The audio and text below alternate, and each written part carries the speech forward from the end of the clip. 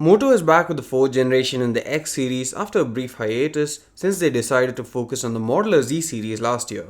The X series was pretty impressive initially, and while it did have a share of drawbacks too, it offered users an experience somewhat similar to flagship products at a fraction of the cost. Somewhere along the way, Moto lost track of the intentions that it had with the X series, but it seems to have retraced its steps, and the Moto X4 seems to be a throwback to the original devices that started it all. This is Sandeep from RevAtlas. Let's see what the Moto X4 has to offer. Please don't forget to hit the subscribe button and turn on notifications to get the latest updates from us. Design-wise, the X4 is pretty much like any other smartphone from Moto. From the front in particular, it looks practically identical to the G5S Plus that came earlier this year. However, the device is a bit smaller in terms of footprint due to a smaller 5.2-inch screen compared to the 5.5-inch display on the G5S Plus. However, the build quality feels much superior thanks to a curved glass panel at the back.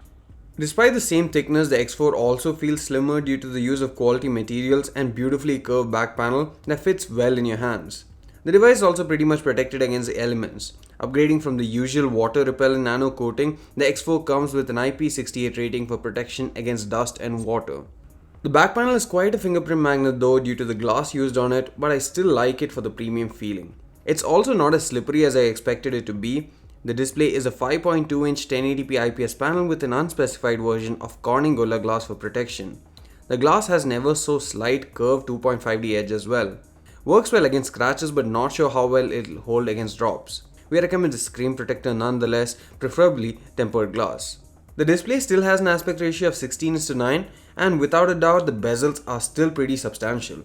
However, the display itself is a beautiful panel that offers great sharpness, color reproduction and good sunlight legibility.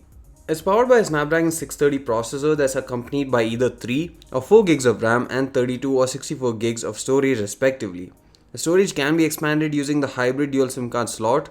Performance is pretty fluid, especially thanks to a stock Android UI, which will also ensure faster updates and security patches. However, the X4 still does seem to lag a bit from time to time, especially in the camera app. Not sure what exactly is the reason for the same, but perhaps it'll be fixed with an update. Speaking of the fingerprint scanner, it's an always-on unit and can be used not just to unlock the device but also to lock it as well. It's pretty responsive and accurate, and you need a registered fingerprint to unlock the device. However, one can simply lock the phone by long pressing the sensor using any finger. It takes a while before getting used to the fact that this isn't the home button, but once you do, it's pretty easy to use.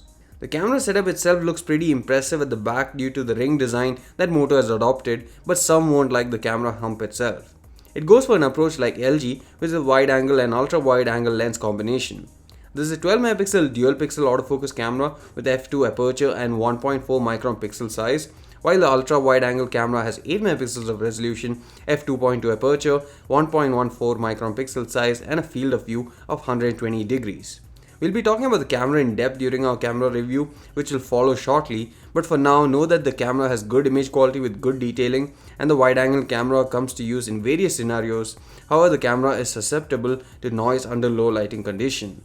The same applies for the front facing camera, which is a 16 megapixel f2 camera with 1 micron pixel size.